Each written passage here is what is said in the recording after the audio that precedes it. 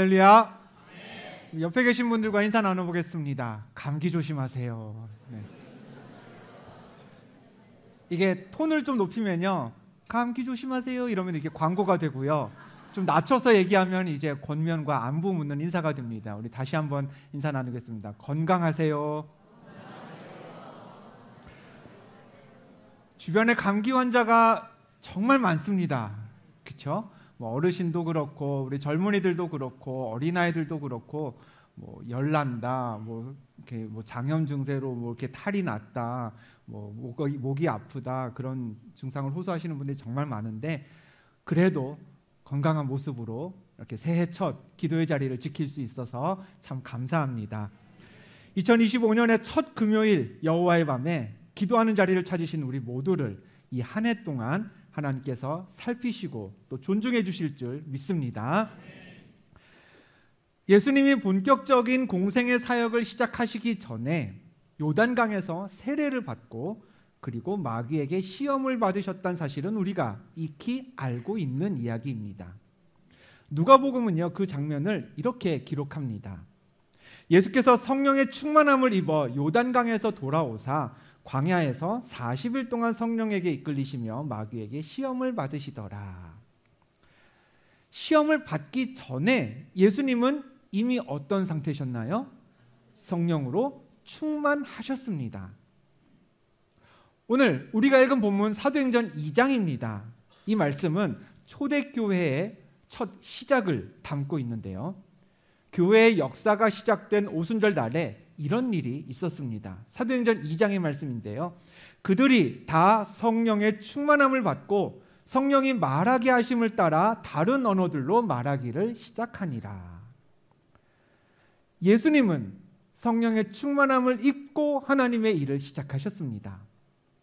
교회는 성령 충만한 사람들로 인해 역사가 시작되었습니다.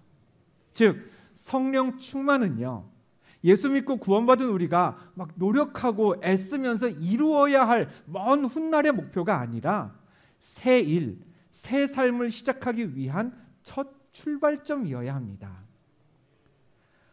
하나님과 이웃을 존중하고 또 귀하게 여김받으며 2025년을 살아야겠다 결단하는 우리도요, 막연하게 그래 맞아, 하나님 존중해야지, 그냥 이렇게 생각만 해서는 안 됩니다.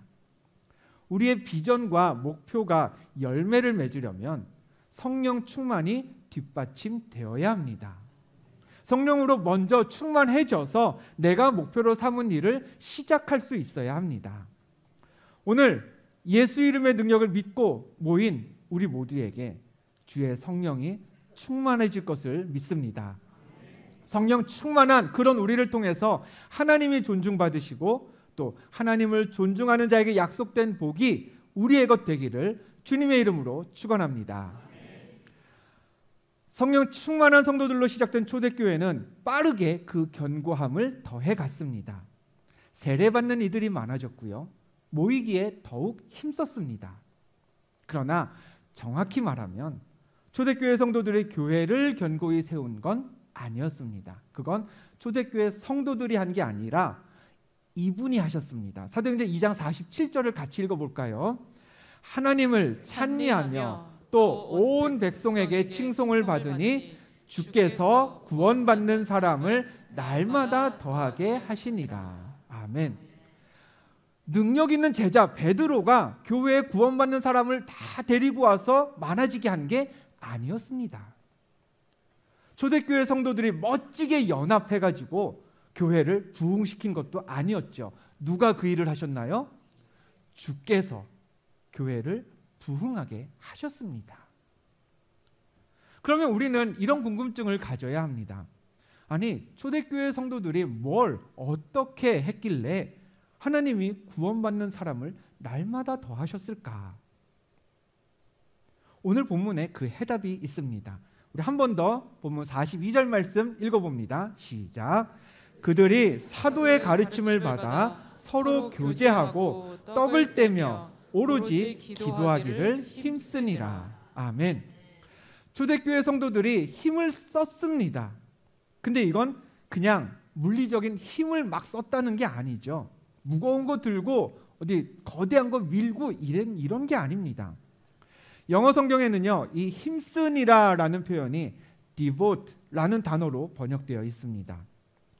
몸과 노력과 시간과 돈을 특정한 일에 쏟아부었다, 거기에 헌신했다라는 뜻입니다. 즉 초대교회 성도들은 하나님이 기뻐하시는 것들을 존중했고요, 그 일에 많은 에너지를 쏟았기에 하나님은 그들의 교회가 부흥하게 하셨던 겁니다. 그럼 초대교회 성도들이 무엇에 헌신했느냐, 무엇에 힘을 썼느냐? 첫 번째는 이겁니다. 따라해 봅니다. 사도들의 가르침을 받는 일. 뭐에 힘을 썼다고요? 사도들의 가르침을 받는 일에 힘을 썼습니다. 초대교회 성장의 뿌리에는 하나님의 말씀과 예수 그리스도의 가르침을 듣고 기억하는 일에 헌신하고 몰두했던 성도들의 노력이 있었던 겁니다. 자, 사업상 굉장히 중요한 거래를 한다고 생각해 보겠습니다. 이런 상품을 내가 납품하면 언제까지 얼마의 대금을 받기로 그렇게 하면 상호 합의가 되면 계약서를 씁니다. 그러면 계약서를 쓸 때는요, 만약의 상황도 고려를 해야 합니다. 이쪽에서 제때 납품을 못하면 어떤 페널티가 생기는지, 또 저쪽에서 기한 맞춰서 정산을 못해주면 어떤 절차를 진행하게 되는지, 또 양측의 손해를 서로 어떻게 보상해 줄 것인지, 이런 조항들이 더 밑에 부가적으로 들어갑니다. 그런데 그 만약을 가정했던 상황이 실제 벌어지면 어떻게 해야 될까요? 받은 돈을 못 받고 있습니다. 그러면 돈 받을 사람한테 가서 어떻게 당신이 나한테 이럴 수 있어? 그렇게 소리치면 돈 받을 수 있나요? 내 돈 내놔 하면서 난리 피우면 돈이 들어오나요? 들어올 수도 있겠지만 그럴 때는 계약서를 내밀면서, 아니 우리 이런 상황에서는 이렇게 하기로 했으니 난 이제부터 이 계약서대로 이렇게 하겠습니다. 나머지는 당신이 알아서 하시오. 민사로 가든 형사로 가든 계약서를 어떻게 하든지 거기에 기록되어 있는 대로 절차를 밟으면 됩니다. 신앙생활 하다 보면요, 우리도 예상하지 못했던 상황, 일어나서는 안 될 일들도 겪게 됩니다. 그럼 그런 상황에서 우리의 가장 보편적인 반응은 이겁니다. 하나님, 어떻게 저한테 이러실 수 있습니까? 제가 뭘 못했습니까? 열심히 예배하고 열심히 기도하고 열심히 봉사했는데 어떻게 이러십니까? 하나님, 건강이 필요합니다. 건강 주세요. 물질 주세요. 하나님, 좀 평안토록 평안 내게 부어주세요. 간절하게 외치는 게 우리가 제일 먼저 할 수 있는 일이겠죠. 물론 하나님은 구하고 찾고 두드리는 자의 간절함을 외면하는 분이 아니십니다. 그 믿음이 있기 때문에 우리가 오늘 이 자리에 모여 있습니다. 그런데요, 그냥 외치는 것보다 더 확실한 방법이 있습니다. 하나님이 우리를 위해 써주신 계약서를 들이미는 겁니다. 어디 있나요, 그 계약서? 우리가 다 갖고 있는 이 책이 온통 우리에게 주신 하나님의 약속입니다. 하나님, 에스겔 34장에 상한 자를 내가 싸매주며 병든 자를 내가 강하게 하신다라고 하지 않으셨습니까? 저의 병든 몸 하나님이 약속하셨으니 강하게 하여 주옵소서. 하나님, 시편 말씀에 간구하는 모든 자에게 내가 가까이 하시겠다 약속하지 않으셨습니까? 제가 간절히 구합니다. 하나님, 제 곁에서 저를 돌보아 주세요.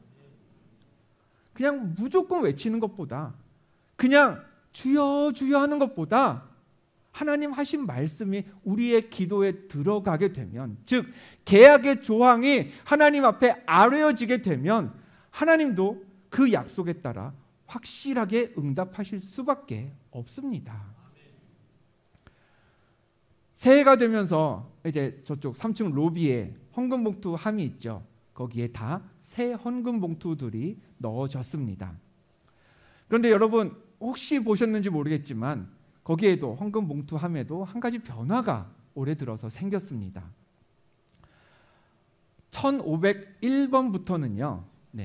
미라클 기둥 청년들의 헌금 번호로 올해부터 사용이 됩니다.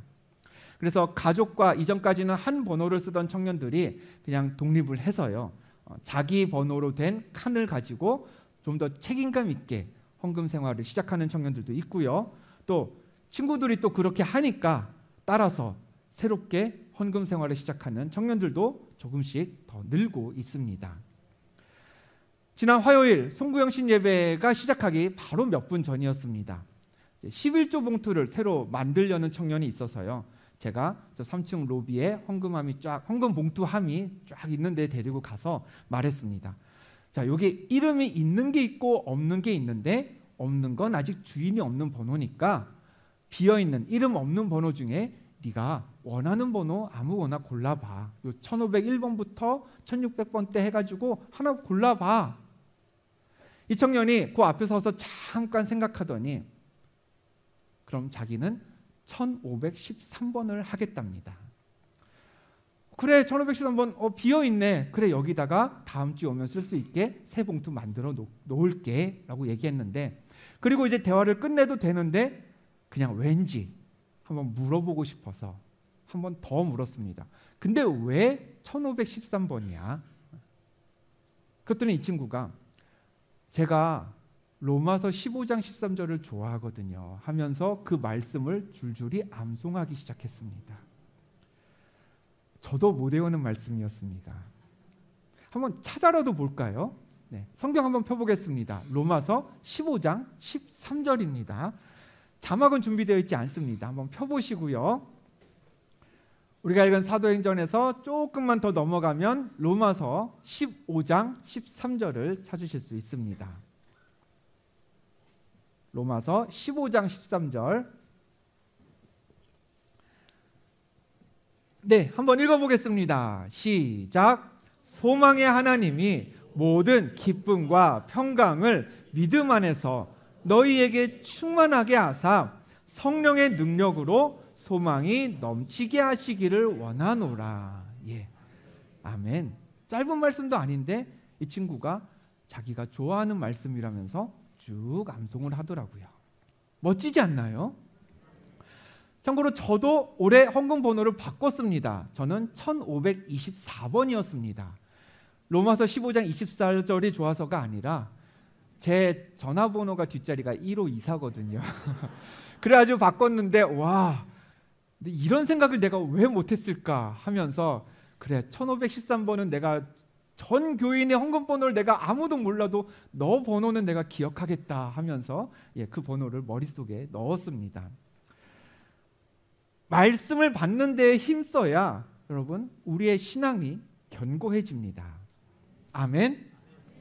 그런 성도들이 많아져야 주께서 구원받는 사람을 우리 교회에 날마다 더하는 역사가 일어납니다. 두 번째로 초대교회 성도들의 힘썼던 건 이겁니다. 읽어볼까요? 서로 교제하는 일.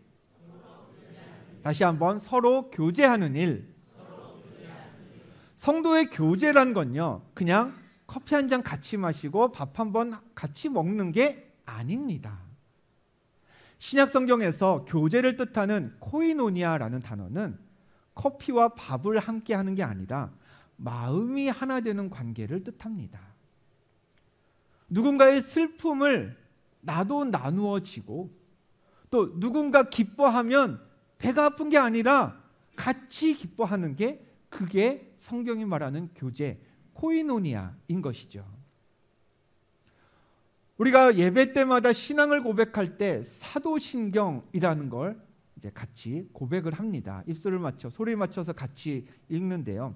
그 사도신경은 이렇게 끝이 납니다.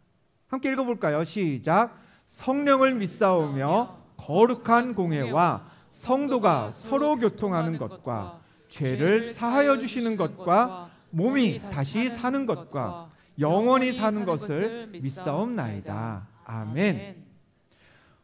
이 고백대로 우리는 성령이 계시고 일하심을 믿는 사람들입니다. 아멘. 우리는 공회, 즉 교회가 거룩한 그리스도의 몸임을 믿는 사람들입니다. 또 하나님이 예수 믿는 우리의 죄를 사하신 것도 믿는, 그게 우리의 믿음이죠. 근데 여기까지는, 이것들은 이해가 됩니다. 그런데 성도가 서로 교통하는 것, 믿는 사람들이 서로 교제하는 게 신앙 고백에 왜 꼭 들어가야 할까요?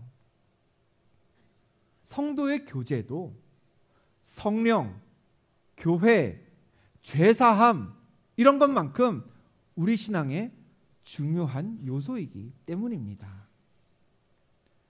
이 한 해 2025년 함께 예수 믿는 우리 기둥의 성도들을 서로 존중해야 합니다.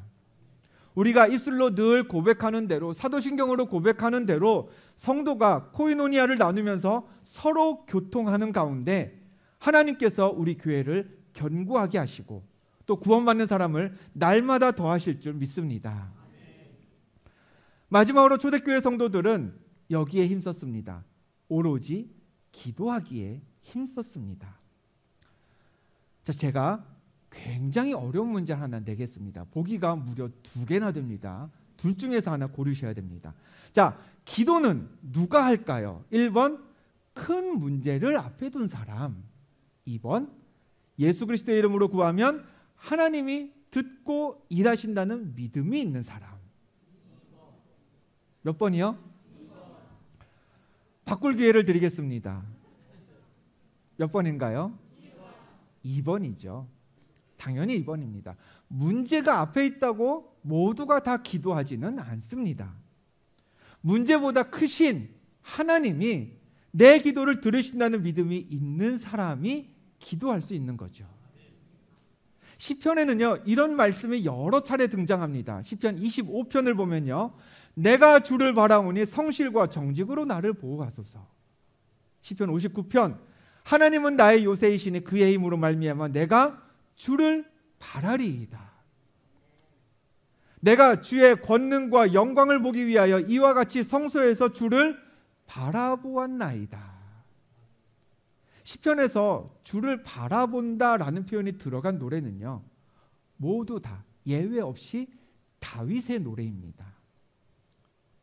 그럼 다윗은 반복해서 주를 바라봅니다, 주를 바라봅니다 라고 노래했으니 하나님이 어디 계신지, 하나님이 어떻게 생기셨는지 다윗은 다 보았을까요?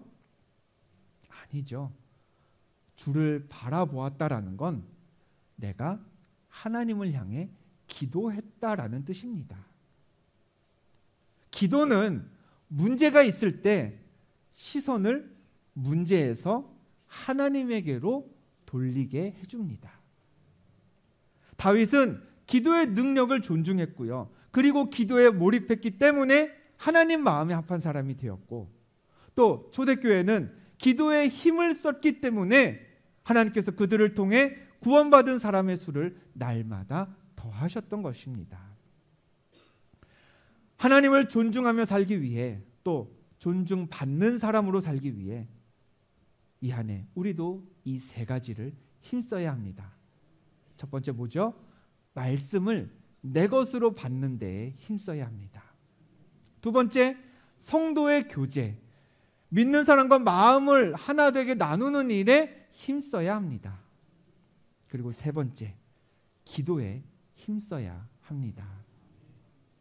하나님을 존중하며 살겠다는 새해 우리의 결단대로 말씀, 교제, 기도, 이 3가지에 힘쓰면서 구원받는 사람을 날마다 더하게 하는 일에 쓰임받는 그런 복된 주인공 되시기를 주님의 이름으로 축원합니다.